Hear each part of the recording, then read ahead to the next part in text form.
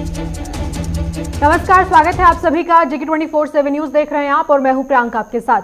आज हम एक ऐसे अपराध के बारे में बात करेंगे जो कहीं ना कहीं जब तक आपको अंदाजा लगेगा कि आपके साथ क्या हुआ, आप कैसे किसी ठगी का शिकार हुए, तब तक आपके सामने बहुत सारी ऐसी घटनाएं आप पीछे छोड़ चुके होंगे, आप खुद ठगी का शिकार हो गए होंगे। जब तक आपको एहसास होगा कि आप कहीं इस ठगी का शिकार तो नहीं हुए, तब तक आप शिकार बन चुके होंगे। यानी कुछ मिनट और कुछ सेकंड आपके फोन कॉल के जरिए, आपके लैपटॉप के जरिए, ईमेल के जरिए ऐसे लोक लुभावन तरीके और ऐसी बातें जो आपको लगेगा कि शायद आपका अपना कोई आपसे मदद मांग रहा है। इसी बीच में एक झांसा आपके सामने, एक जाल बुना जा रहा होगा जिसमें चंद मिनटों के अंदर आपके अकाउंट से पैसा जा सकता है, आपके मोबाइल से डिटेल जा सकती हैं। और इसी पर हम बात करेंगे साइबर क्राइम से जुड़ी एक और बड़ी खबर। इस समय यह है कि अब साइबर क्राइम पर लगाम लगाने के लिए गृह मंत्रालय ने एक बड़ा फैसला किया है। आज ही यह फैसला किया गया है कि साइबर क्राइम को रोकने के लिए एक योजना शुरू की जा रही है, नई सेवा शुरू हो रही है।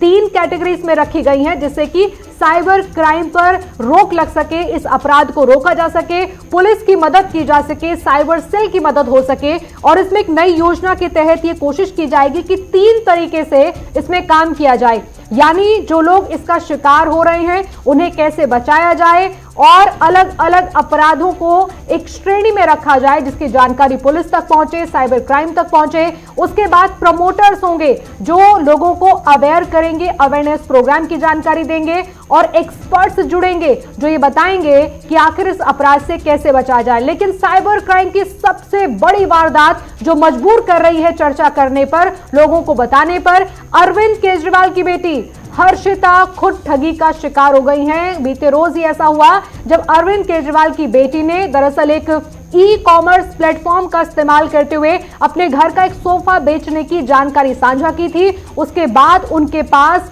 कुछ ऐसे कॉल आए जिसमें एक व्यक्ति ने खुद को खरीदार बताया था सोफे का और वो ठगी कर बैठा। यानी अरविंद केजरीवाल की बेटी के साथ ऑनलाइन साइबर क्राइम को अंजाम दिया गया।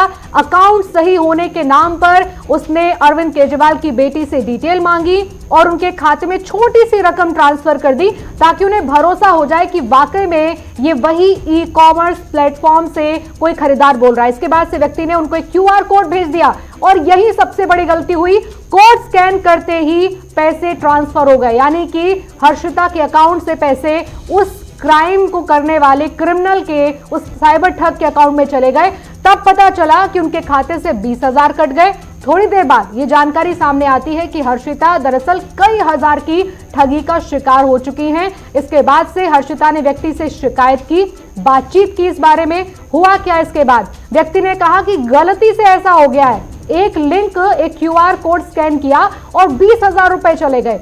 इसके बाद ऐसे ही प्रक्रिया दोबारा से की तो 14,000 रुपए फिर कट गए। यानी 34,000 की ठगी कुछ ही मिनटों के दौरान हो गई और अरविंद केजरीवाल की बेटी इसकी सबसे बड़ी शिकार अभी तक हुई है। ये हैरान करने वाली बात है कि आखिर किस तरीके से एक नया तरीका निकालकर साइबर क्राइम और साइबर क्राइम को अंजाम देने वाले ठग कैसे लोगों को निशाना बता रहे हैं।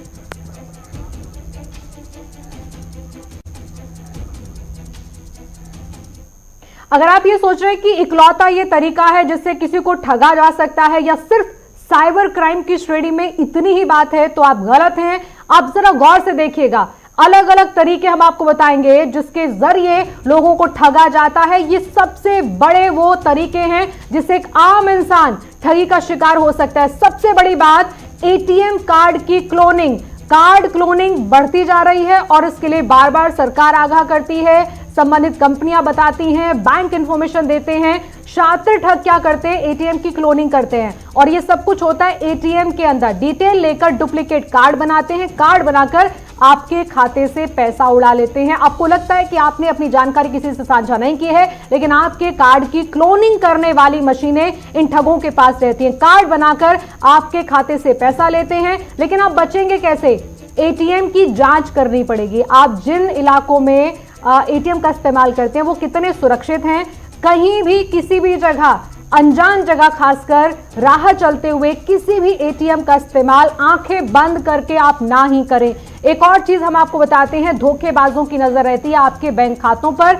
खातों की जांच के नाम पर आपसे डिटेल मांगते हैं। अगर आपको लगता है कि आपके अकाउंट में कोई दिक्कत है, बैंक खाते के साथ कोई दिक्कत हो गई है, आपको कोई कॉल आता है, आपसे वो कितनी डिटेल ले रहा है, इस पर आपको गौर करना पड़ेगा। अकाउंट बंद करने की धमकी देते हैं। अक्सर ये होता है कि आप किसी तरह की कंप्लेंट करना चाहते हैं और आपको कोई कॉल उन्हीं दिनों में आ जाए, आपको लगता है कि शायद आपकी परेशानी खत्म होने वाली है। ऐसा नहीं है। कार्ड की गोपनीय डिटेल लेकर खाता खाली कर देते हैं। ऐसे ही ठग आपको ऐसी बातों में फंसा लेते हैं जिससे आपको लगता है कि अब आपके बैंक अकाउंट की जो दिक्कत है वो दूर होगी, लेकिन कार्ड की गोपनीय डिटेल लेकर ये आपका खाता खाली कर देते हैं। आपको क्या करना है, गोपनीय डिटेल किसी भी कीमत पर, किसी भी स्थिति में आप साझा ना करें। आपकी कितनी बड़ी परेशानी है, कोई व्यक्ति अगर आपसे कहता है कि डिटेल की जरूरत है, एक लिमिट है वो डिटेल शेयर करने की, उसके अलावा आप ना करें ऐसा। और आजकल सबसे ज्यादा जो ट्रेंड है लोगों को ठगी का शिकार बनाने का, वो ये कि एप्लीकेशंस आप देखते होंगे, नौकरी दिलाने के नाम पर लुभावनी एप्लीकेशंस, गेम के नाम पर लुभावनी एप्लीकेशंस, आप इन्वेस्ट करिए आपको पैसा इतना मिलेगा, लुभावनी एप्लीकेशंस। इनके जरिए वो आपको बताते हैं कि आप इन्हें इंस्टॉल करेंगे, लेकिन आप अपने मोबाइल में अगर ऐसा करते हैं, जो अनऑथराइज्ड ऐप्स हैं, मोबाइल हैक हो सकता है, आपकी सारी डिटेल मोबाइल की चोरी हो सकती हैं और तो और आपका डेटा किसी भी थर्ड पार्टी को, किसी और कंपनी को बेचा जा सकता है। ऑथराइज्ड ऐप्स ही डाउनलोड करें। समय समय पर सरकार भी ऐसे एप्लीकेशंस को हटाती रही है जिनका ऑथराइजेशन नहीं है, तो ध्यान दें ऐसी वो कौन सी एप्लीकेशंस हैं जो ऑथराइज नहीं है, उनके बारे में, डाउनलोड करने के बारे में ना सोचें। QR कोड यानी कि क्विक रिस्पॉन्स कोड, अगर आपसे कोई कहता है कि ये QR कोड है, इससे आप पेमेंट करिए, सोचिए उस बारे में। इसके जरिए सबसे ज्यादा धोखाधड़ी हो रही है। ज्यादातर लोग QR स्कैन करने के चक्कर में धोखाधड़ी का शिकार हो रहे हैं। बड़ी बड़ी रकम QR स्कैन कोड के जरिए उड़ा ली जाती है। मोबाइल ऐप पर QR कोड भेजा जाता है, कहा जाता है कि आप इसको स्कैन करिए और स्कैन करने की देर, उसके बाद फ्रॉड हो जाता है। यह सबसे बड़ा झांसा आजकल दिया जा रहा है। किसी से पेमेंट लेने के नाम पर, किसी की मदद करने के नाम पर ऐसे फ्रॉड हो रहे हैं। बैंक खाते से मोटी रकम निकाल ली जाती है, लेकिन करना क्या है, किसी भी अनजान को कोई भी ऐसा कोड आपको कोई भेजा जाता है, आप उस पर ट्रस्ट ना करें। कोई भी कोड स्कैन करने से पहले सोचें कि क्या आपकी कोई ऐसी जानकारी या कोई ठगी का शिकार तो आप नहीं हो रहे हैं, किसी अनजान व्यक्ति ने तो शेयर नहीं किया है। और ऐसे कोड क्या आप इससे पहले कभी इस्तेमाल करते रहे हैं तो सावधान रहें। यूपीआई के जरिए बहुत सारी ठगी का मामला सामने आ रहा है, जिसमें यूपीआई के जरिए एक तरह से डेबिट लिंक आपको भेजा जाता है कि आपको लिंक पर क्लिक करना है। ऐसा बहुत सारी पेमेंट्स के दौरान देखा जाता है कि एक लिंक आता है जिस पर आपको पेमेंट करना है, क्लिक करना है, लेकिन लिंक पर क्लिक करते ही पिन कोड डालना पड़ता है। ये बता दिया जाता है कि आपको पिन डालना है और सीधे आपके पैसे खाते से चले जाते हैं उस व्यक्ति के खाते में जो आपके साथ ठगी कर रहा है। और वो बकायदा आपको ऐसे समझाते हैं कि जैसे आप वाकई में किसी की मदद कर रहे हैं या वाकई में आप किसी को कोई पेमेंट करने वाले हैं, लेकिन जब आप ठगी का शिकार होते हैं तब पता चलता है कि दरअसल ये वो व्यक्ति था ही नहीं जिसको आप जानते थे।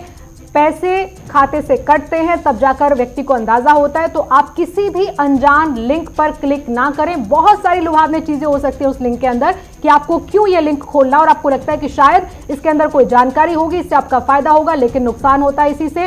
एक और चीज, वॉइस कॉल रिकॉर्ड नहीं होती हैं। व्हाट्सएप पर आपके पास अगर कोई ऐसी कॉल आती है जो आपको लगता है कि झांसा दे रही है या आप उसको नहीं जानते, तो उसको अवॉइड करें, क्योंकि ये आपका फायदा उठाते हैं। वॉइस कॉल रिकॉर्ड नहीं होती हैं, आपके पास सबूत नहीं रहता है, पैसे ठगकर नंबर बंद कर दिया जाता है या ब्लॉक कर दिया जाता है। तो व्हाट्सएप पर कॉल से बचें, क्योंकि ये आपके किसी भी रिकॉर्ड में नहीं होंगी। इसलिए किसी भी क्रिमिनल के पास जाना, उसको पकड़ना बहुत मुश्किल होता है। ये सबसे बड़ा चैलेंज है आज के दौर में कि जितनी तेजी से टेक्नोलॉजी का फायदा लोग लेना चाहते हैं, उससे कहीं ज्यादा नुकसान आए दिन हो रहा है। और इसी वजह से बहुत सारी टीमों का गठन होता रहा है समय समय पर, यह बताने के लिए कि लोगों को आगाह किया जाए। शुरुआत में सबसे पहले केवाईसी के नाम पर ठगी, उसके बाद आपका अकाउंट किसी तरह से किसी दिक्कत का सामना कर रहा है, तब आपके साथ ठगी। और अब अगर आप ऑनलाइन पेमेंट करने में भरोसा रखते हैं या क्यूआर कोड स्कैन कर रहे हैं, कोई लिंक आपके पास आया है, उसके जरिए पेमेंट करनी है,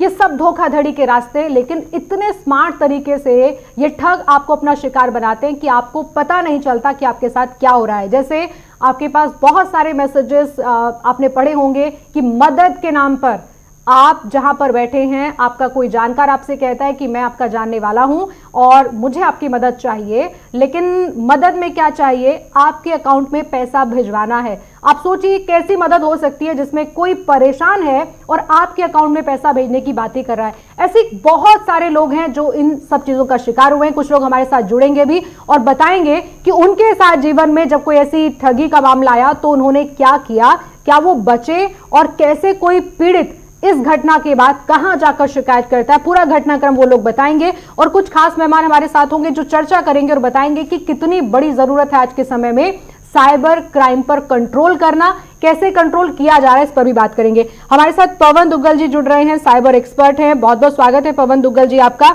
ओपी सागर जी हमारे साथ आ गए हैं, आईपीएस हैं, रिटायर्ड। कन्हैया कुमार हमारे साथ हैं जो विक्टिम हैं, पीड़ित हैं, घटना इनके साथ हुई थी वो जानेंगे। हमारे साथ इरफान फाजिल भी आ गए हैं, उनके साथ भी एक ऐसी घटना हुई है। इरफान फाजिल खुद हमारे सहयोगी चैनल में काम करते हैं और लोग अच्छे से जम्मू कश्मीर में उन्हें जानते हैं, तो उनके जाने पहचाने चेहरे को ही माध्यम बनाकर उनके साथ ठगी हुई। मैं आपके पास आऊंगी इरफान। सबसे पहले ओपी सागर जी, अभी जो साइबर क्राइम को लेकर तरह तरह की घटनाएं सामने आ रही हैं, उसमें सबसे बड़ा मामला हमने कल देखा, अरविंद केजरीवाल की बेटी ठगी का शिकार हो गई।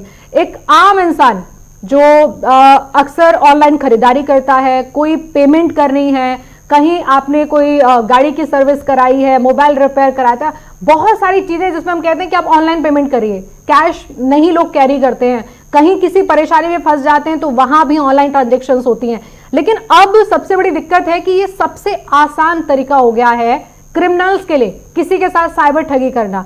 आपकी नजर में आज क्या क्या जरूरतें आप महसूस करते हैं कि कोई भी इंसान आसानी से इन झांसों में आ जाता है कि आपके पास एक लिंक आया, क्लिक करिए, इसमें इंफॉर्मेशन है, आपको क्या करना है, तब तक वो ठग शिकार कर लेता है। प्रियंका जी, आप खुद ही बता रही थी इतनी सारी बातें, चाहे जो है ऐप डाउनलोड ना करें और ये जो इस तरीके के जो क्यूआर कोड का स्कैन ना करें, और इसके अलावा एक वो जो है अपने कंप्यूटर पे आपके फोन को खोल देते हैं, फिर आप जो बात करते हैं वो उसको जो है उसमें दिखाई दे जाता है। तो वो जो है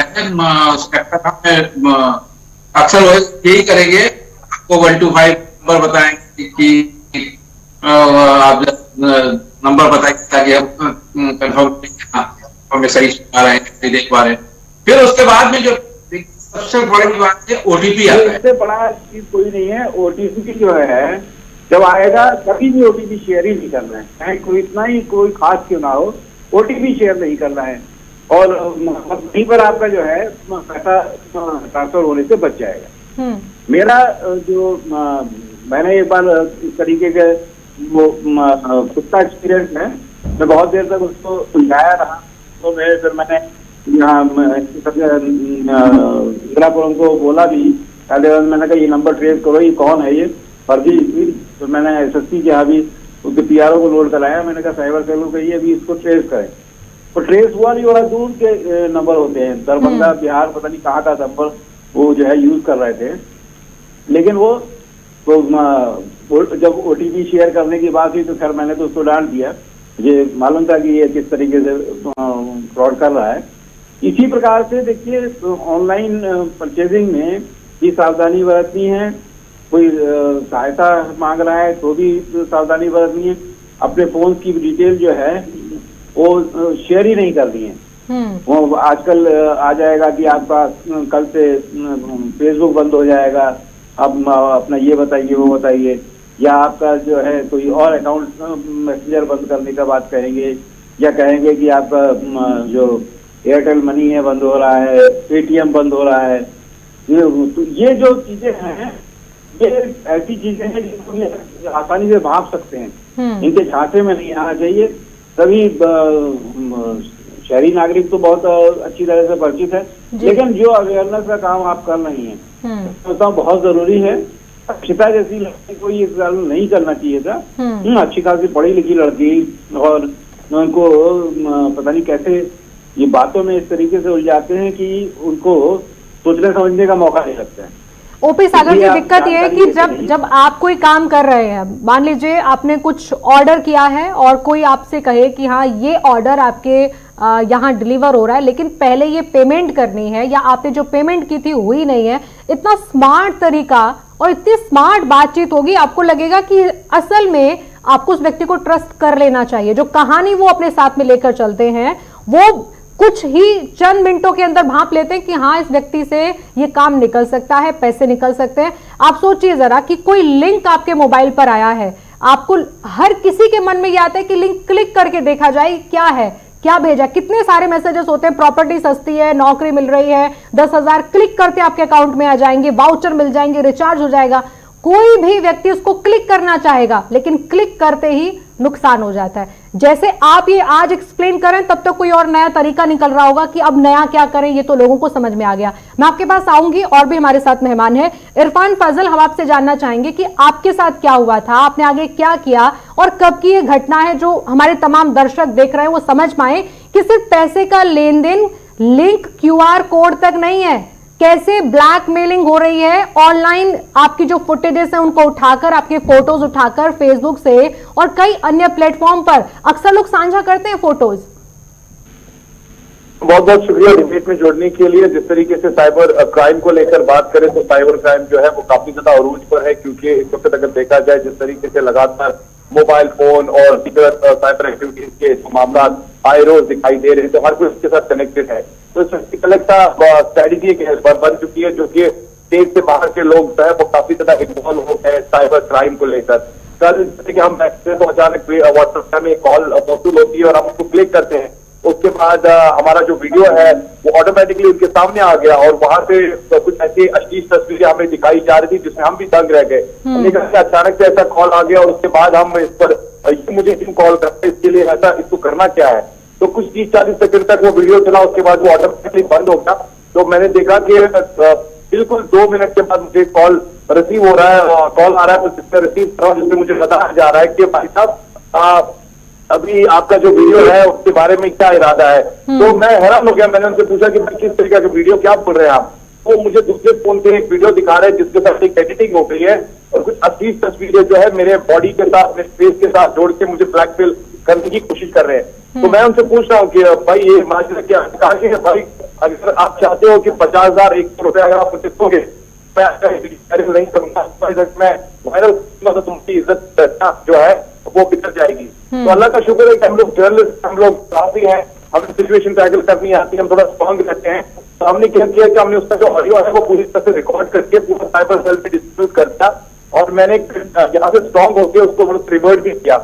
मैंने कहा कि आपकी जो बात है वो पुलिस पकड़ रही है, और आप इस वक्त सही भी है, किस तरीके से आप लोगों को गलत गलत वीडियो बना के उससे उनसे पैसा लूटते हैं, और आप है कहाँ से। तो वो कहने लगे कि आप जम्मू कश्मीर से। मतलब जब हमने देखा उनका नंबर, उनका जो एक्सेंट था वो कुछ हमें बाहर से ही लग रहे थे, जम्मू कश्मीर के लोग नहीं लग रहे थे। तो ये सिलसिला जो है लगातार दिखाई दे रहा। उसके बाद मैंने उनसे पूछा कि भाई आखिरकार आप क्या चाहते हैं, सरकार को पैसा चाहिए।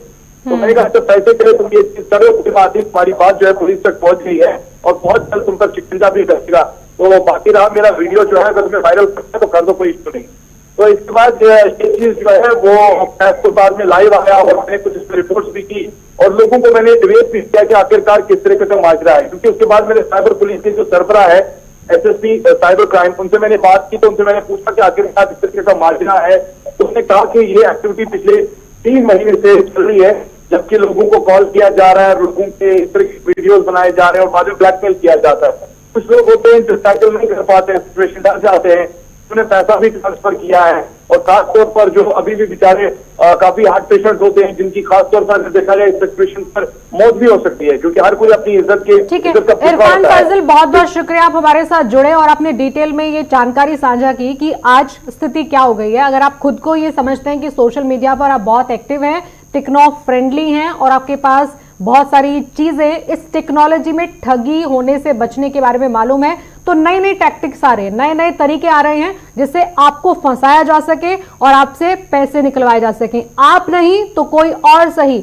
और अगर कोई और नहीं तो फिर अगला नंबर किसी ना किसी का लग रहा होगा।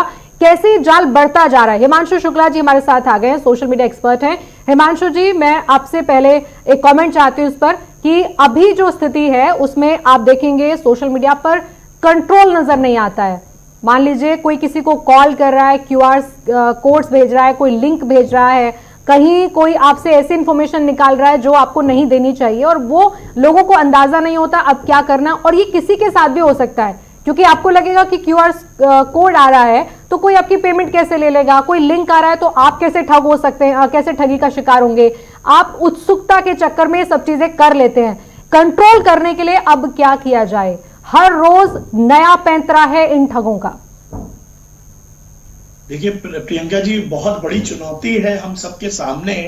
मैं ऐसे बहुत सारे मामले रोज मेरे सामने आते हैं, कई चैनलों पे जो मैं जाता हूँ डिस्कशंस करता हूँ, तो इस तरह के मामले आते हैं जो कि नई तरह के हैं अपने आप में। हो सकता है उस तरह का कोई रिपीटेड, देखिए पहले एक फ्रॉड होता था जिसमें आपसे बैंक का जो ओटीपी मांगते थे, बैंक फ्रॉड करते थे। एक स्पेसिफिक रीजन भी है जहां से बहुत सारे लोग कॉल करते हैं झारखंड में, और वहीं से बैठ के उस तरह का फ्रॉड किया जाता है जिसमें आपके पैसे निकाल लिया जाता है। अब नई तरह की जो पोर्नोग्राफिक कंटेंट वाली बात है, आपके जो है डेबिट कार्ड क्रेडिट कार्ड के ऊपर जो है इसकी मैपिंग की बात है, आपके फोन के द्वारा फ्रॉड किए जा रहे हैं, आपके मोबाइल जो अकाउंट्स हैं उसको जो है हैकिंग की मैं बातें सुन रहा हूँ। तो ये बहुत वास्ट, इसका एक्सपेंस बहुत बड़ा है। उसका एक्सपेंस इसलिए बहुत बड़ा है क्योंकि हम नई तकनीकें रोज अपडेट होती रहती हैं, इस्तेमाल होती रहती है, और उसके लिए हमारे पास साइबर सिक्योरिटी का इंफ्रास्ट्रक्चर नहीं है। अगर मैं इसका सीधा सा एग्जांपल दूं, जैसे चाइना के पास 20,000 लोग की एक साइबर आर्मी है जो खाली यही काम करती है day in and day out. उसका काम ही यही है कि किसी तरह के इस तरह के साइबर फ्रॉड्स को रोकना, और रोकने से भी ज्यादा अगर कोई साइबर फ्रॉड अगर जो है रजिस्टर होते हैं तो उनको किस तरह से रोकथाम करके उनको किस तरह से सोल्यूशन देना। हमारे देश में अगर आप देखिए तो बड़े शहरों की अगर आप बात करें, वहां पे साइबर थाने होते हैं जहां पे कुछ जो टैलेंटेड पुलिस कर्मी होते हैं, मे बी सीनियर लेवल्स पे या कुछ आईपीएस, उनको उस चीज को हेड करवाते हैं। लेकिन वो बहुत बड़ी संख्या नहीं है, क्योंकि जिस हिसाब से ये क्राइम्स हो रहे हैं, रोज जो बढ़ रहे हैं, उसको जैसे पुलिस है वैसा ही पैरेलल सिस्टम की जरूरत है पूरी उसमें सिक्योरिटी के लिए। आपको जो हर मिनट कंप्लेंट को सुन भी सके और उसका इलाज क्या है आगे ये तय करने का काम शुरू। अभी तो हम सिर्फ कंप्लेंट सुन रहे हैं ना। हाँ, अभी हम खाली कंप्लेंट सुन रहे हैं, और अधिकांश कंप्लेंट्स पे तो हम कुछ भी एक्ट नहीं कर पा रहे। उसका रीजन है, सीधा रीजन है, अगर कैपेसिटी हमारी 10 कंप्लेंट्स की है और हमें 1000 कंप्लेंट्स आ रही हैं, कम समय में ज्यादा काम करना पड़ा। और देखिए इसमें होता क्या है, इसमें ऐसा नहीं होता कि वो चेंज नहीं करें। अगर कोई आईपी एड्रेस से काम कर रहे हैं तो हो सकता है वो नेक्स्ट ऐसा काम नहीं करेंगे। अगर इसमें कई बार जो है सबनेट मास्किंग होती है, बहुत सारे ऐसे मेथड्स हैं जिसका इस्तेमाल करके ये लोग जो है फ्रॉड्स को जो है अंजाम देते हैं। और होता क्या है उसमें, अगर आप बहुत ज्यादा टाइम व्यतीत कर देते हैं तो वो ऑलरेडी इतने फ्रॉड्स कर चुके होते हैं और वो अपनी लोकेशन चेंज कर लिए होते हैं, और आप एंड जो भी क्रिमिनल है उस जगह तक आप पहुंच नहीं पाते। साइबर फ्रॉड्स को आप अनवील नहीं कर पाते हैं। तो इसमें एक टाइम एक बहुत बड़ा फैक्टर है। कई बार तो ऐसा भी देखा गया है, आपको नया पैटर्न बताता हूँ। ये क्या करते हैं, जैसे मान लीजिए अगर 10,000 रुपए का फ्रॉड ये कर रहे हैं, तो इसको इतना छोटा पैसे करके 10-10 रुपए करके ये हजारों अकाउंट्स में डाल देते हैं। तो ये एक पूरा नेक्सस है जिसको अगर हमें जो है पूर्ण तरह से ग्रासरूट लेवल पे जाना है तो वो सारे 1000 अकाउंट्स जिसके थ्रू वो ऑपरेट कर रहे हैं, ये एक तरह का आपको कह सकते हो एक वेब है, एक डार्क वेब जिसको हम कहते हैं, जिसमें आप ओपनली ये सारे लोग मीट करते हैं, सारी चीजें अवेलेबल हैं, और ये बहुत आम है, बहुत कोई डिफरेंट सी बात नहीं है। बस बात ये होती है, आज जैसा आप कह रही थी प्रियंका जी, आज कोई है तो कल कोई और है। हाँ, कुछ लोग ऐसे हैं जो शायद बच जाएंगे। मान लीजिए कोई अननोन नंबर से कॉल है, आपने नहीं उठाया, अननोन लिंक है, आपने नहीं क्लिक किया, कोई आपसे बात करने की कोशिश कर रहा था, आपने ज्यादा बातचीत उससे नहीं की, आपको नहीं समझ आया, आप बच गए, लेकिन वो आप पर दोबारा टाइम बर्बाद नहीं करेगा, फिर अगला शिकार ढूंढने लग जाएगा। कोई तो होगा जो उसकी बातों में आ जाएगा। अब एक और भी चीज है, हमारे साथ इस समय कन्हैया सिंह हैं जो खुद ऐसे ही एक मामले का शिकार हुए हैं। कन्हैया, अपनी पूरी कहानी जरा बताएं एक बार, जो हमारे साथ लोग जुड़ रहे हैं उनको ये पता चले कि कैसे और बड़े साधारण तरीके से, छोटी छोटी बातों से, फोन कॉल पर आपने थोड़ा सा टाइम दिया नहीं कि आप किसी साइबर क्राइम का शिकार हो गए। क्या पूरी बात थी, थोड़ा बताएं जरा ऑडियंस को कि क्या हुआ था। Thank you ma'am. मेरा एक दोस्त है, दोस्त बन के मेरे को फ़ोन किया, एकदम सेम नाम बताया कि मैं ये बोल रहा हूँ, मैं ये काम करता हूँ, जो कि मेरा दोस्त वही काम करता है जो बोला उसने। इसके बाद मैंने बोला कि उसने बोला कि मुझे तुमको पैसा ट्रांसफ़र करना है और ट्रांसफ़र करने के बाद मैं आऊँगा तो तुम्हारे यहाँ से फिर मैं ले जाऊँगा। तो मैंने फिर उनसे बोला कि आप कौन बोल रहे हैं, तो बोला कि मैं ये बोल रहा हूँ, नाम नहीं लूँगा मैं ऑनलाइन। तो उन्होंने बोला कि मैं ये बोल रहा हूँ, तो मैंने कहा ठीक है भाई, मेरा दोस्त का नाम भी सेम था, काम भी उसने बताया ऐसे कि ऐसे ऐसे करते हैं, तो मैंने भी बोला ठीक है। तो उन्होंने बोला कि आपको अकाउंट आपके अकाउंट में मैं पैसा कुछ ट्रांसफ़र कर रहा हूँ, आपके यहाँ से मैं आके ले जाऊँगा। तो मैंने कहा ठीक है। तो उन्होंने क्या किया, मेरे को कुछ पैसा ट्रांसफ़र किया उसने, करीब 100 रुपये। तो 100 रुपये ट्रांसफ़र हुआ, तो मैंने 100 रुपये तो आ गया। तो मैंने बोला कि भैया 100 रुपया तो आ गया मेरे अकाउंट में। तो बोला कि ठीक है, तो ऐसा करो कि मैं करता हूँ आपको और पैसा ट्रांसफ़र। तो मैंने बोला कि पैसा तो आया नहीं। तो बोला कि ऐसा है कि मैं बार कोड में एक अमाउंट भर के दे रहा हूँ, अमाउंट भर के दे रहा हूँ, उस बार कोड को स्कैन करिए, स्कैन करने के बाद आप उसको वो करिए, ट्रांसफ़र करिए। जब मैंने उसका बार कोड स्कैन किया, स्कैन करने के बाद 19,999 रुपया का उसने बार कोड में डाल के दिया हुआ था उसने। मैंने 19,999 रुपया का बार कोड को स्कैन करके मोबाइल में, अपने मोबाइल से वो किया। तो इसके बाद उसने पिन कोड मांगने लगा। मोबाइल के बारे में मुझे ये अभी मैं 1-1.5 महीने से मुश्किल से ये गूगल पे मैं यूज करता हूँ, 1-1.5 महीने से यूज करता हूँ। ये बार कोड के बारे में मुझे जानकारी नहीं थी। तो मैंने उसको पिन कोड मांग रहा, तो मैंने पिन कोड डाल के उस 19,999 रुपया मैंने वो कर दिया। तो उस समय मुझे मैसेज नहीं आया कि मेरा पैसा कट गया है। तो उसने बोला कि मैंने बोला यार पैसा तो इसके बाद मैंने देखा तो साला मेरे अकाउंट में से 19,999 रुपये कट गए। फिर मैंने उसको फ़ोन किया, तो फ़ोन किया तो बोला कि नहीं, मैंने पैसा तुम्हें भेजा है, तुम्हारा पैसा कैसे कट जाएगा। मैंने कहा भैया मेरा पैसा इतना था, इतना बचा हुआ है। तो बोला कि नहीं। तो फिर मैंने उसको बोला कि यार तुम मेरे दोस्त नहीं हो सकते यार, तुम कोई गलत आदमी हो जो मेरे से फ्रॉडगिरी करके मेरा पैसा अकाउंट से उड़ा ले गए हो। इसके बाद मैं कंप्लेन किया, कंप्लेन करने के बाद अभी तक चल रहा है। 12 दिसंबर की बात है ये मेरी। और ये ठीक वैसा ही है जैसे कोई भी व्यक्ति आपसे जान पहचान निकालने की कोशिश करता है फोन पर, और आपको लगता है कि जानने वाला है तभी आपको फोन कर रहा है। आपकी इतनी सारी जानकारी किसी के पास कैसे हो सकती है। लेकिन कुछ तरीके हैं जिससे आपके आसपास वो जाल बुनते हैं कि वो आपके दोस्त हैं, आपके पड़ोसी हैं, आप तो पिछले हफ्ते मिले थे, अभी तो 2 दिन पहले आपको देखा था। ऐसी बातें जिससे आपको क्लिक कर जाता है कि हाँ ये व्यक्ति वो हो सकता है, और वो आपके सामने एक बेचारा बनकर, पीड़ित बनकर और मदद मांगते हैं आपसे। और मदद मांगने के नाम पर आपसे पैसा नहीं मांगा जा रहा है, आपसे कहा जाता है आपके अकाउंट में पैसा आएगा। आपको लगता है मेरा इसमें क्या नुकसान है। यही सबसे बड़ी गलती हो जाती है। रवि श्रीवास्तव है हमारे सहयोगी, क्योंकि अभी हमारे साथ न्यूज रूम से जुड़ रहे हैं। आप सभी मेहमानों के पास आएंगे वापस कर इस समय, क्योंकि रवि एक ऐसी दुविधा है लोगों के मन में कि आज अगर हम पिन को किसी तरह से साझा नहीं करते हैं, कोड को अगर क्लिक नहीं करते हैं, लिंक क्लिक नहीं करते हैं, तो भी कुछ तरीके हैं जो नए इजाद हो रहे हैं। साइबर क्राइम जो है जिस दिशा में जा रहा है उससे तो यही जाहिर हो रहा है कि अब हमें वैसे एक पैरेलल सिस्टम की जरूरत है। जैसे पुलिस का अपना सिस्टम है, आर्मी है, अलग अलग फोर्सेज हैं, वैसे ही एक फोर्स की जरूरत है इसे रोकने के लिए। बिल्कुल, जाहिर तौर पर जिस तरीके से साइबर क्राइम आया है खासकर इस दशक में, वो काफ़ी बड़ा है। ऐसी बात नहीं कि सरकार ने इसके मद्देनज़र कोई तैयारी नहीं की, लेकिन जो तैयारियां हैं, जो सरकार का पूरा मैकेनिज्म है, वो पर्याप्त नहीं है, इसे ऐसे कहिए। क्योंकि जिस तरीके से साइबर फ्रॉड बढ़ रहा है, आप सोच नहीं सकते ऐसे फ्रॉड देखने को मिल रहे हैं। एटीएम की क्लोनिंग हो गई, व्हाट्सएप पे लिंक हो गया, यूपीआई हो गया, क्योंकि जितने ज़्यादा डिजिटल ट्रांजैक्शन हो रहे हैं। पहले क्या होता था, कैश का लेन देन होता था तो लुटेरे जो थे वो आते थे और कैश लूट कर चले जाते थे, लेकिन लेकिन क्योंकि अब देश डिजिटलाइजेशन की ओर बढ़ रहा है, ऐसे में जो लुटेरे हैं, जो शातिर ठग हैं, वो भी अब डिजिटल हो चुके हैं। मसलन ये कि आपको पता नहीं चलेगा, आपके फोन की जितनी डिटेल होंगी वो साइबर ठग के पास होगी, और सबको पता है अगर आपका डाटा किसी के पास है तो वो आपको चंद मिनटों में बर्बाद कर सकता है। सबसे बेहतरीन उदाहरण जो अभी हाल ही में पुलिस दे रही है, जो लगातार जागरूक कर रही है, उसमें देखने को मिला कि आपका फोन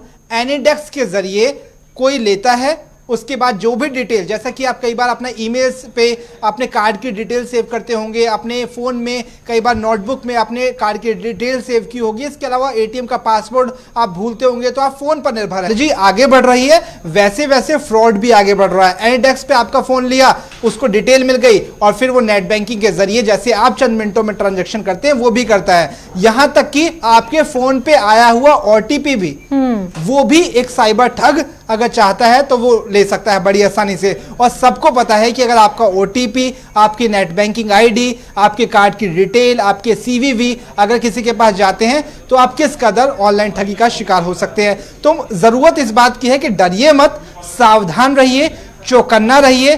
पुलिस जो जागरूक कर रही है उस जागरूकता में अभियान का हिस्सा बनिए, ना केवल खुद जागरूक रहिए बल्कि दूसरों को भी जागरूक कीजिए। अगर आपके आसपास कोई ऑनलाइन ठगी का शिकार हुआ है तो इसे वास्ट लेवल पे फैलाइए, क्योंकि जितनी ज़्यादा ये चीज़ें शेयर होंगी उतने ज़्यादा लोग अवेयर होंगे। अगर आप भी ऑनलाइन ट्रांजैक्शन करते हैं, अपना सिस्टम एनिडेक्स या नेटवर्किंग पे काम करते हैं, तो अपना डाटा आप कैसे सुरक्षित रख सकते हैं। सबसे खास बात यह है कि अगर गूगल पे भी आप कोई नंबर शेयर कर दे, मैं छोटा सा वाक्य अगर आप मिनट दे तो मैं इसे साझा करना चाहूंगा। फ्लिपकार्ट पे कई बार आपके जो ट्रांजैक्शन होता है वो ओवर हो जाता है, आपके पैसे कट जाते हैं, आपको लगता है कि फ्लिपकार्ट को कॉल करके आप उस पैसे को रिकवर कर लेंगे। जो साइबर अपराधी है वो यही नब्ज पकड़ लेते हैं और खासकर उन लोगों को शिकार बनाते हैं हम जो खुद पहले से पीड़ित हो, क्योंकि जो पीड़ित होगा वो असहाय होगा, वो नेट के जरिए नंबर निकालकर फ्लिपकार्ट को कॉल करेगा। लेकिन साइबर अपराधियों ने नेट पर भी अपना आधिपत्य जमा रखा है। मतलब ये कि नेट से निकाला हुआ नंबर भी क्या फ्लिपकार्ट कंपनी का है या किसी कंपनी का है या वो साइबर अपराधी का है, इस बात को भी सुनिश्चित करना होगा। हाल ही में ऐसा हुआ, एक शख्स ने फ्लिपकार्ट का नंबर समझ के कॉल किया लेकिन वो साइबर अपराधी का नंबर लगा, और उसके बाद उसने धीरे धीरे कार्ड की डिटेल निकाली। पहले ही वो भुक्तभोगी था, उसके बाद उसे और भुगतना पड़ा। तो अगर आप पूरा लब्बो लुअब समझे, सिंपल साधारण भाषा में समझे, तो जो भी आप ट्रांजैक्शन कर रहे हैं उसे सेफ रखिए। अपने कार्ड की डिटेल्स अगर आपके फोन में है तो इंश्योर कर लीजिए कि वो बिल्कुल सुरक्षित जगह पर हो। किसी भी अनजाने लिंक पर, किसी भी अनजाने व्यक्ति पर, किसी भी अनजाने QR कोड पर, UPI ट्रांजैक्शन पर करने से पहले उसका पूरा वेरिफिकेशन कर लीजिए। कई बार जल्दबाजी में हम पेमेंट कर देते हैं, लेकिन जल्दबाजी में की गई पेमेंट आपको दूरगामी परिणाम दे सकते हैं। बिल्कुल। रवि श्रीवास्तव, बहुत बहुत शुक्रिया आप हमारे साथ जुड़े। एक सवाल मेरा आपसे है OP सागर जी, उसके बाद हम तमाम दर्शकों को दिखाएंगे कि आज क्या पहल हो रही है वो दिखाएं। उससे पहले एक सवाल मेरा आपसे ये OP सागर जी, जैसे रवि श्रीवास्तव कह रहे हैं, कन्हैया कह रहे हैं, हमारे साथ हिमांशु जी कह रहे हैं कि बहुत सारी चीजें तो ठगी का शिकार आपको तब बनाती जब आप परमिशन दे रहे हैं, आपसे कुछ कहा जा रहा है, आप उसको मान रहे हैं। अब मैं आपको एक नई चीज इसमें जरा बताना चाहती हूँ, उस पर आप अपना पॉइंट ऑफ व्यू बताइए कि इससे हम कैसे बचेंगे। फर्जी एप्लीकेशंस हैं, आप ऐप स्टोर पर जाएंगे, आपने कोई नाम सर्च किया, उससे संबंधित और 10-12 एप्लीकेशंस हैं, वो ऑथराइज हैं, अनऑथराइज हैं, ये हम बाद में देखेंगे। उनके नाम के सामने कुछ ऐसी चीजें लिखी होंगी जो आपको लगता होगा कि ये मेरी जरूरत का है, ये पूरी हो सकती है। जैसे नौकरी के नाम पर आपके अकाउंट में वाउचर्स आ जाएंगे, आपने एप्लीकेशन इंस्टॉल की तो आपको कुछ वाउचर्स मिलने वाले हैं, कोई रिचार्ज मिलने वाला है। बड़ी ही सिंपल सी चीज है जो एक आम इंसान की नजर जाएगी तो इंसान सोचेगा कि एक बार इंस्टॉल करके देखा जाए। इससे कैसे बचेगा इंसान? यहां तो परमिशन भी नहीं चाहिए।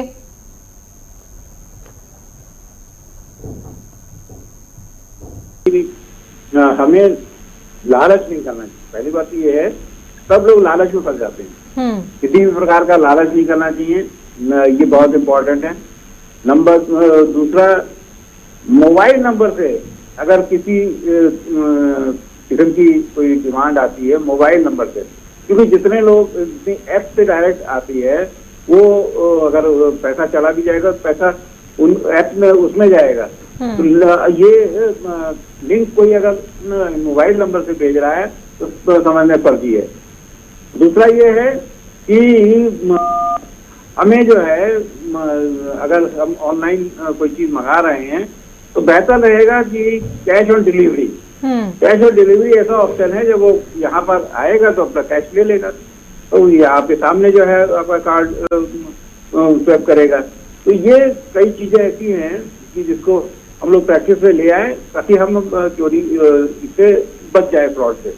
और पुलिस के लिए मैं ये कहना चाहूंगा, देखिए रजिस्ट्रेशन साइबर केसेस का बहुत कठिन है, अभी भी जो है नहीं हो पा रहा है। और अगर आप ऑनलाइन रजिस्टर करा देते हैं तो उसकी कोई सुनवाई होती नहीं। उसकी सुनवाई हो, उसकी इन्वेस्टिगेशन हो और क्विक इन्वेस्टिगेशन हो, जिसमें स्टेट से आपको उसकी स्टेट की पुलिस से हेल्प लेनी हो, वो हेल्प लें, तुरंत इन्वेस्टिगेशन हो और तुरंत वो पकड़े जाएंगे।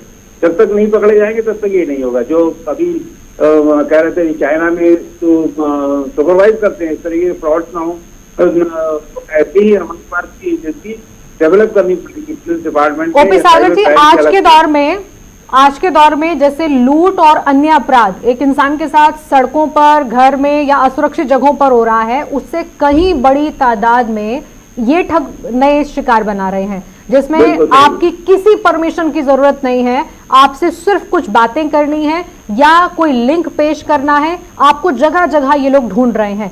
पुलिस इसको लेकर समय समय पर अवेयरनेस भी फैला रही है। झारखंड से खासकर पुलिस ने एक पहल की, हम आपको सुनवाते हैं, जिसमें पुलिस ने तरीका भी बताया है कि कैसे कैसे लोग आजकल आपके साथ ठगी कर सकते हैं और आपको बचना कैसे है। ऐसी चीजों की जानकारी देने वाला हूं जिसके बारे में जानकर आप हैरान हो जाएंगे कि किस तरह से एक फोन से दूसरे फोन को हैक करके आपका डेटा चुराया जा सकता है और किस तरह से एक छोटे से ऐप से आपके सारी क्रेडेंशियल्स को जानकर साइबर अपराधी आपके पूरे खाता को खाली कर देते हैं। वेलकम टू चैनल साइबर सुरक्षा। दोस्तों, हाल फिलहाल में आरबीआई ने एक गाइडलाइन जारी किया है। जो आरबीआई के आईटी सेल है, उन्होंने एक गाइडलाइन दिया जिसमें एक ऐप के बारे में बताया गया था। वो एक छोटा सा ऐप है जिसका नाम है एनीडेस्क। एनीडेस्क ऐप जो होता है वो एक रिमोटली कंट्रोल्ड ऐप होता है जो कि आपके एक फोन से दूसरे फोन को कनेक्ट करते हुए आपके सारे क्रेडेंशियल्स को जाना जा सकता है। ये एक बाई डायरेक्शनल ऐप होते हैं जिससे लोग अमूमन हैक करना कहते हैं। वो एक टू वे कम्युनिकेशन ऐप होता है जिसमें होता क्या है कि उसे डाउनलोड करने के बाद आप एक मोबाइल से दूसरे मोबाइल के स्क्रीन को साझा कर सकते हैं, दूसरे के स्क्रीन को देख सकते हैं। एनीडेस्क आपको डाउनलोड क्यों करने को बोला जाता है, इसके बारे में जानते हैं। जब भी आपका कभी ट्रांजैक्शन करते वक्त कहीं पैसा फंस गया या ट्रांजैक्शन करते वक्त आपसे कुछ गड़बड़ी हो गई और आप गूगल सर्च करते हैं, गूगल सर्च करके जब आप कोई नंबर निकालते हैं और उस पर कस्टमर केयर को कॉल करते हैं, उस समय होता क्या है कि वो कस्टमर केयर का नंबर नहीं होता, वो कस्टमाइज्ड नंबर होता है साइबर फ्रॉडस्टर का। जब आप साइबर फ्रॉडस्टर को कॉल कर देते हैं तो वो आपको रिमोटली कंट्रोल्ड ऐप जो एनीडेस्क है उसको डाउनलोड करने को बोलता है। 6 MB का ऐप होता है, बोलता है आपको कि तुरंत आप अपने प्ले स्टोर में जाइए और एनीडेस्क टाइप कीजिए, डाउनलोड कर लिए। डाउनलोड करने के बाद उसमें 9 डिजिट का एक नंबर कोड आता है। उस कोड को वो आपसे शेयर करने को कहता है। आप जैसे उस नंबर को या वो कोड जो आया, वो कोड डाउनलोड करने के बाद आप जैसे ओपन करोगे ऐप, वो कोड दिख जाता है। उस कोड को आप शेयर करते हो। जैसे शेयर होता है उसके बाद सर्टेन एक्सेस ग्रांट कनेक्शन के लिए वो आपसे बोलता है कि अलाउ कर दीजिए। जिस तरह से कोई ऐप आप डाउनलोड करते हैं तो ऐप डाउनलोड जब आपका ऐप होता है तो उस समय आपसे कुछ सर्टेन परमिशंस मांगे जाते हैं, आप उसे अलाउ कर देते हैं। उसी तरह सर्टेन परमिशन एनीडेस्क डाउनलोड करने के बाद भी आपको फ्रॉडस्टर बोलता है कि आप उसे अलाउ कर दीजिए। जैसे ही आप अलाउ करते हैं, क्योंकि आपने अपना जो कोडेड जो डिजिट है वो आपने अपना कोड उनको दे दिया, जो कि 9 डिजिट का कोड होता है, जो न्यूमेरिक कोड्स होते हैं वो आपने दे दिया। जैसे ही आपने उसे दिया, आपके पूरे स्क्रीन को वो शेयर कर सकता है।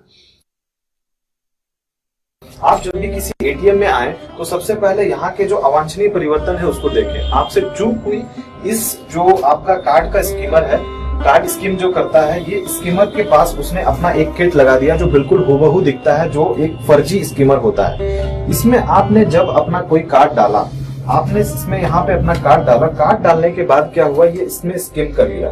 इसके साथ चिप लगा होता है। इसका एक तरीका और भी होता है कि कोई लोग आपसे वो मशीन के बटन को हैंग कर देंगे, आपके मशीन को जाम कर देंगे। जाम करने के बाद कोई पीछे से आपकी मदद के लिए, आपको लगेगा वो बहुत ही मददगार व्यक्ति है, उसकी तरह दुनिया में कोई नहीं है। वो मददगार व्यक्ति आपके साथ ठगी कर सकता है। वो इस तरह का डिवाइस लेकर के एटीएम के अंदर आता है। ये डिवाइस वो बिल्कुल ही छुपा के इस्तेमाल करता है। ये आपको मैंने पहले वीडियोस में बताया है कि ये स्किमर डिवाइस होता है। ये डिवाइस में कुछ नहीं करना होता है। इस डिवाइस को इसने ऑन कर दिया, ऑन करने के बाद आपसे कार्ड मांग के दिखाइए मैं आपकी मदद कर देता हूँ, वो आपसे कार्ड लेके बिल्कुल उसको इस तरह से अपने पास वो छुपा सकता है, आपको पता भी नहीं चलेगा कि उसके पास कोई स्किमर है। इस तरह से बिल्कुल वो अपने पास छुपा लिया। आप देख सकते हैं कि यहाँ पे वो कार्ड मैंने स्किमर डिवाइस इस तरह से पकड़ा हुआ है। इससे बोलेगा, वो अपने आप को बोलते हैं कि ये जो है आपका जो मैग्नेटिक स्ट्रिप है, इस पे कुछ गंदा लगा हुआ है, वो आपसे साफ करने के बहाने उससे साफ करते करते वो आपका स्किमर से स्किम कर दिया। आपका स्किमर वो आराम से डाला और उसने आराम से स्किम कर दिया। आपको पता भी नहीं चलेगा, आपका सारा डेटा इसमें आ गया। अब वो इस डेटा को जा करके किसी ब्लैंक एटीएम में चढ़ा करके आपका सारा ट्रांजैक्शन निकाल देगा। वो ट्रांजैक्शन कैसे करता है, वो पिन कहां से प्राप्त करता है, अगर आपको इसमें डाउट है तो आप इसको बात को समझ लीजिए। जो आदमी आपकी मदद करने आया था वो पीछे से छुप कर आपको बोलेगा कि आप डालिए, मैं घूम जाता हूँ। वो घूमेगा नहीं, वो अपने तिरछे नजरों से उसे देखेगा और एटीएम जो है उसको स्कैन कर लेगा। हिमांशु वर्मा जी, अब मेरा सवाल आपसे ये है कि अभी पहले हम कह रहे थे डिजिटल पेमेंट को बढ़ावा दीजिए, डिजिटल युग है, इसमें सिक्योरिटी भी आपको देखनी है, पर अगर आज हम डिजिटल पेमेंट के मोड में, डिजिटल मोड में देखें, सिक्योरिटी ये क्या एक आम इंसान को खुद सिक्योरिटी करनी है, इसकी क्या गारंटी है कि जो पहले हम कैश लेन देन पर भरोसा कर रहे थे कहीं उस दौर में ना आना पड़ जाए? कहाँ नजर आ रहा है सिक्योरिटी? आपको कोई परमिशन देनी नहीं है, बिन परमिशन के आपने अगर कोई एप्लीकेशन डाउनलोड भी की, आप इससे पहले कि उसको चलाना शुरू करेंगे कोई ना कोई झांसा आपके पास आ गया होगा, आप लिंक पर जाएंगे, ऐसी चीजें जिन पर आप यकीन नहीं करेंगे कि इसमें कैसे ठगी हो सकती है। आप सोचिए जरा इसके बारे में, मुझे ये बताइए कि सिक्योरिटी का क्या है? डिजिटल पेमेंट को तो बढ़ावा दे दिया, डिजिटल युग भी आ गया, सिक्योरिटी का क्या, कैसे इसको देखा जाएगा? क्योंकि अभी तक अगर हमारे पास उतना बड़ा कोई सेल नहीं है, उतनी बड़ी मैन पावर नहीं है, फिर क्या करेंगे कि आप डिजिटल पेमेंट करते हुए या किसी तरह का इस्तेमाल करते हुए डिजिटल मोड में आप कहां सिक्योर हैं? देखिए, सिक्योरिटी की तो मैं बात सिंपल से ये कहना चाहता हूं कि सावधानी ही सुरक्षा है, ये पहली बात हुई। दूसरी बात जो बहुत अहम है, इंपॉर्टेंट है, वो हमें ये समझना होगा कि जिस तरह से ग्लोबलाइजेशन हुआ है, जिस तरह से इंफॉर्मेशन टेक्नोलॉजी का युग आया, हम लोग बहुत टेक्नो सेवी हो गए, सबके पास एंड्रॉयड फोन्स आ गए, इंटरनेट सस्ता हो गया, इजीली जो है सरकार भी पुश करती है डिजिटलाइजेशन को, डिजिटलाइजेशन होना चाहिए, हम लोग सारे जो है पेमेंट्स जो है गेटवे यूज करें, लेकिन उस हिसाब से साइबर सिक्योरिटी का इंफ्रास्ट्रक्चर देश में नहीं डेवलप किया गया जितना कि इफिशिएंटली करना चाहिए था जब हम ये आईटी इंफ्रास्ट्रक्चर टेक्नोलॉजी साइड में, पेमेंट साइड में या कोई भी ट्रांजैक्शन साइड में डेवलप कर रहे थे। ये हुई दूसरी बात। अब है तीसरी बात, जब ये इस युग का एक्सपेंस हुआ, बहुत तरीके से ग्लोबलाइजेशन हुआ, हम लोग सोशल मीडिया एप्लीकेशन फ्रेंडली हो गए, बहुत सारे एप्लीकेशंस बनने लगे, कोई भी व्यक्ति अपना कोई भी एप्लीकेशन अपना प्ले स्टोर पे या अन्य स्टोर्स पे डाल सकते हैं, जहां से आप इजीली उसको डाउनलोड कर सकते हैं, और वो एक बहुत बड़ा लंबा चिट्ठा आपके सामने आता है जब आप उसको एक्सेप्ट करते हैं, और साथ में आप उसको परमिशन भी देते हैं कि भाई ठीक है, आप मेरे का परमिशन ले लो, आप मेरे कॉन्टैक्ट का परमिशन ले लो, आप मेरे वीडियो रिकॉर्डर का परमिशन ले लो, सारी जितनी परमिशन है वो आपसे मांगता है और बिना सत्यापित किए। अच्छा, एक आम आदमी सत्यापित भी करेगा कैसे उसको? जहां पे 5 या 7 पेज का एक सर्विस लेवल एग्रीमेंट टाइप का है जो कहता है कि भाई मैं आपके डेटा को, मैं आपकी पिक्चर्स को, मैं आपके फोन नंबर को किसी भी तरह से कैसे भी इस्तेमाल करूंगा। अधिकांश एप्लीकेशन ये कहते हैं, और वो क्या करते हैं, वो ये थर्ड पार्टी एप्लीकेशंस को ये सारा डेटा साझा कर देते हैं, बेच देते हैं। अगर मैं और जो है खुली भाषा में कहूं तो वो बेचते हैं, और जो नहीं भी बेचते हैं उनके कहीं ना कहीं उनके पास ऐसे प्रावधान नहीं होते हैं जिससे हमारा डेटा सिक्योर रहे। अब मैं आपको सिंपल सा एक बहुत छोटा सा एग्जांपल देता हूं। HTTPS जो वेबसाइट्स होती है वो सिक्योर्ड है, जो ये वेब डोमेन सिक्योर्ड होते हैं, लेकिन जो HTTP वेबसाइट है अगर हम उसको विजिट करते हैं तो वहां पे भी हम एक ऊपर साइन देते हैं। लेकिन बहुत सारी ऐसी बड़ी कंपनीज की भी वेबसाइट्स हैं, बड़ी कंपनी ऐसे कह रहा हूं कि जिसने अपने आप को आईटी मतलब साइबर सिक्योरिटी इंफ्रास्ट्रक्चर में नहीं आता है या अपने आप को नहीं कंप्लाई किया है, वहां पे आप अनसिक्योर्ड है, या वो वेबसाइट भी अनसिक्योर्ड है, आप भी अनसिक्योर्ड है, उन एप्लीकेशंस के थ्रू भी आप भी अनसिक्योर्ड है। तो ये मोटी मोटी जो 3-4 बातें मैंने बताई हैं आपके सारे व्यूअर्स को, ये समझने का जो उसका लघु अनुवाद में निकलता है कि हमारी जो सावधानी है, जो हमारी समझ है, वही सुरक्षा है। मैं नहीं यूज करूंगा पेटीएम को, मैं नहीं यूज करूंगा ऐसे कोई ऐप को। मैं अगर कोई भी चीज करूंगा, मैं अपने बैंक से ट्रांजैक्शन करूंगा। कहने का मतलब है, लेकिन हिमांशु जी, आपको याद होगा अब से कुछ महीने पहले कोरोना काल में भी ये था, लोग कैश लेन देन से बहुत बच रहे थे और ज्यादातर लोग आज देखेंगे शहरों में बहुत बड़ी आबादी, अब धीरे धीरे ग्रामीण इलाकों में भी ये हो रहा है कि अब ऑनलाइन पेमेंट करिए, कैश क्यों कैरी करना है, क्योंकि वहां भी बहुत सारी ठगी हैं। कैश में भी बड़ा कैश है या किसी ने गलत तरीके से आपसे फ्रॉड कर लिया है, बहुत सारी चीजें जिसमें हम कहते हैं कि कैश लेन देन मत करिए, ऑनलाइन पेमेंट करिए और उसमें आपको कहीं ना कहीं कोई ना कोई फायदा मिल रहा है, कोई वाउचर मिल रहा है, सब्सक्रिप्शन मिल रहा है। और इसके साथ साथ अब आप कह रहे हैं कि ऑनलाइन पेमेंट तो करिए लेकिन बहुत सावधानी बरतिए। तो अब ये सावधानियां हर दिन लिस्ट लंबी हो रही है सावधानियों की। कन्हैया सिंह, आपके साथ पहले कभी कोई ऐसा वाक्य हुआ जब आपको लगा हो कि कुछ तो गड़बड़ है? कभी महसूस किया आपने, कोई ऐसे अननोन कॉल्स आए या कुछ हुआ, या ये जो वाक्य आपने सुना ये पहली दफा आपके सामने हुआ? नहीं, इससे पहले भी मेरे साथ 2 साल पहले एक बार रात को फोन आया मेरा, उसने बैंक का नाम भी बताया। उसने बोला कि आपका एटीएम ब्लॉक है। मेरा सचमुच का एटीएम ब्लॉक था उस समय, वो उस बैंक का। तो मैंने कहा हाँ ब्लॉक तो है मेरा एटीएम। बोला कि आपको एटीएम को चालू कराना है ना, तो आप अपना एटीएम का नंबर दीजिए। तो मैंने कहा मैं एटीएम का नंबर तो नहीं दूंगा भाई। तो बोला कि मैं बैंक का मैनेजर बोल रहा हूँ, अगर आप एटीएम का नंबर नहीं देंगे तो आपके अकाउंट से 5,000 रुपया कट जाएगा। तब मेरा माथा उस समय ठनका। मैंने बोला कि मैंने कहा ऐसा है कि पैसा आप काट लीजिए, मैं एटीएम का पिन नंबर नहीं दूंगा। जो एटीएम का जो 12 डिजिट का नंबर होता है, जो 16 डिजिट का नंबर होता है, उसको मैंने बोला कि मैं नहीं दूंगा, आपको जो करना है कर लीजिए। मैं उस समय समझ गया था कि कोई फ्रॉड कॉल है। 2 साल पहले की बात है। ये जो हुआ था मेरे से जो 12 दिसंबर को, ये मैं दोस्त के चलते, दोस्त का नाम भी सेम बताया, काम भी सेम बताया, दोस्त के चलते मैं 20,000 रुपया के ठगी बन गया। मैं यही मेरी कहानी थी। कितनी बड़ी मुश्किल है इस समय कि अगर आपसे कोई मदद के लिए कहता है तो आपको लगता है आपका अपना है, मुसीबत में है और कुछ पैसे आपके अकाउंट में आ जाएंगे, कोई आकर ले जाएगा तो क्या ही फर्क पड़ेगा। जब यही चीज हमने आम लोगों से पूछी अलग अलग शहरों के अंदर कि क्या उनके साथ कभी ऐसा हुआ या उन्होंने ऐसी किसी ठगी के बारे में सुना या वो कैसे बचते हैं कि कोई उन्हें अपना शिकार ना बना ले, आप सुनिए क्या कहा लोगों ने। देखिए, प्रशासन की तरफ से तो संदेश चलते रहते हैं मोबाइल के अंदर, लेकिन प्रशासन कितना करेगा। तो ऐसे में खुद को, लोगों को खुद भी अवेयरनेस होना चाहिए। लेकिन ये बहुत ही दुख की बात है कि सीएम की अपनी बेटी के साथ ऐसा हो गया, तो आम जनता अपने आप को मतलब कैसे बचाएगी। तो मेरे को लगता है कि हमें और भी अवेयरनेस की ज़रूरत है और लोगों को सबसे पहले खुद ही इससे बचना चाहिए। और इस तरीके का कोई भी काम होता है तो उन्हें पुलिस की मदद लेनी चाहिए, जैसे कि ली भी है उन्होंने। लेकिन ऐसे में जाएं क्यों? जब भी ऐसा कुछ आता है तो आप फौरन संबंधित अधिकारी से बात करें या अपने से बड़े से बात करें या अपने पुलिस वाले से जो भी बात करें। एकदम किसी को इस तरीके से नंबर या व्हाट्सएप पे मैसेज नहीं भेजना। मैं यही कहना चाहूँगा कि जो आजकल जो ज़माना है, सारा सोशल मीडिया का ज़माना है, डेटाबेस का ज़माना है, इंटरनेट का ज़माना है, तो कभी भी अपना जो OTP है मत शेयर कीजिए। कई जो अपने सीनियर सिटीजन होते हैं, इनको इतना फ़ोन यूज़ करना नहीं आता या कॉल का नहीं वो सही तरह से जवाब दे सकते। तो जो दूसरे हैकर्स हैं या जो दूसरी तरफ जो ये कंप्यूटर के IT वाले लोग हैं, वो गलत इस्तेमाल करके आपका क्रेडिट कार्ड नंबर या कोई डेबिट कार्ड नंबर लेके वो आपसे पिन पूछ लेते हैं और पिन पूछने के बाद या OTP ले लेते हैं। देखो ऐसी कई फेक कॉल्स मुझे पास भी आई है। ये कुछ माफिया है, काफ़ी बड़ा माफिया है। मैं जो कोई कहूँगा ये ऑल ओवर इंडिया में फैला हुआ है। इसका, मैं मोहाली में रहता हूँ, नवनीत तोखी नाम है मेरा। तो मुझे भी कई बार ऐसी फेक कॉल्स आई हैं, तो मैंने फिर उसके बारे में मालूम था, जैसे पेपर में पढ़ते हैं हम भी, ऐसी कॉल्स आती हैं। तो मैंने उनको कई बार तो वैसे उनको मारने की कोशिश की भी, भाई हम पता तुम्हें कौन बोल रहे हैं। तो वो तो ऐसी, अगर ऐसी बात बोलो तो वो आगे से आपको डराएंगे, धमकाएंगे कि हमारा कोई कुछ नहीं बिगाड़ सकता, क्या कर लोगे, हम फेक हैं।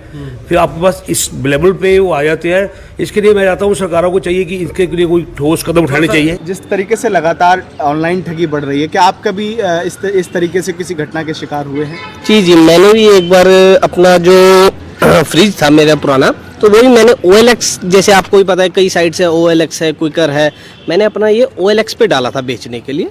तो उस पर क्या हुआ, फ्रिज जब मैंने बेचने के लिए मैंने जैसे डाला तो 2 घंटे बाद मेरे को एक कॉल रिसीव हुई, जिसका ट्रू कॉलर पे मैंने देखा वो असम से थी। तो उन्होंने कहा कि आप इसको सोल्ड आउट लिख दो और इसको बिका हुआ उस पर डाल दो और ये मैं खरीद लूँगा। मैंने कहा ठीक है आप ले लीजिए, मुझे कोई दिक्कत नहीं है। पर वो बोल रहा था कि मैं गाजियाबाद से बोल रहा हूँ, तो आप अपना मतलब वो कह रहे पर मैं आपको पेमेंट जो करूँगा वो पेटीएम से करूँगा या फ़ोनपे से करूँगा, कैश आपको मैं नहीं करूँगा। मैंने उनको कहा ठीक है आप मुझे जैसे मतलब कि फ़ोनपे या पेटीएम से कर दीजिए। तो उन्होंने क्या कहा, अपना एक बारकोड भेजा।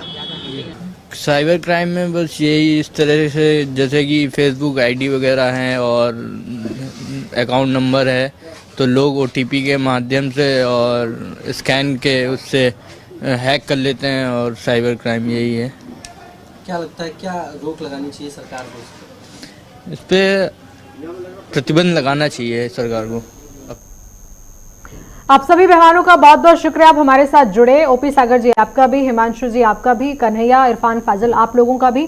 साइबर क्राइम जितनी तेजी से बढ़ रहा है उतनी तेजी से अब सरकार स्टेप ले रही है। जैसे गृह मंत्रालय ने ये दिशा में कदम बढ़ाया है ताकि लोगों को ज्यादा से ज्यादा अवेयर किया जा सके, उनको बताया जा सके कि आप इन तरीकों से बच सकते हैं, सावधानी जरूरी है। जैसे आप डिजिटल मोड में तेजी से आगे बढ़ रहे हैं उससे कहीं ज्यादा ये ठग आपका पीछा कर रहे हैं। जैसे नए नए तरीकों से, नए नए पैंतरों से आपके जान पहचान के लोग बनकर, या फिर कोई काम आप अगर आज कर रहे हैं उसे कुछ ही घंटों के बाद बिल्कुल वैसे ही बात आपके साथ करेंगे जैसे ये आपकी मदद करना चाहते हैं या आपका कोई काम करवाने वाले हैं, और इसी बीच में आपके साथ वो ठगी कर रहे होते हैं। इसीलिए आप सावधान रहिए और भरोसा रखिए उन लोगों पर, ऑथराइज ऐप्स पर, ऑथराइज लिंक पर, अन्यथा किसी भी लोक लुभावन लिंक या ऐप पर भरोसा ना करें, क्योंकि कहीं भी यही साइबर ठग आपका मोबाइल या आपका लैपटॉप स्कैन कर सकते हैं, आपकी डिटेल चोरी कर सकते हैं। इसलिए आपको सावधान रहने की जरूरत है जब तक सरकार बड़े स्तर पर इसे कंट्रोल नहीं करती। फिलहाल के लिए इतना ही, फिर हाजिर होंगे।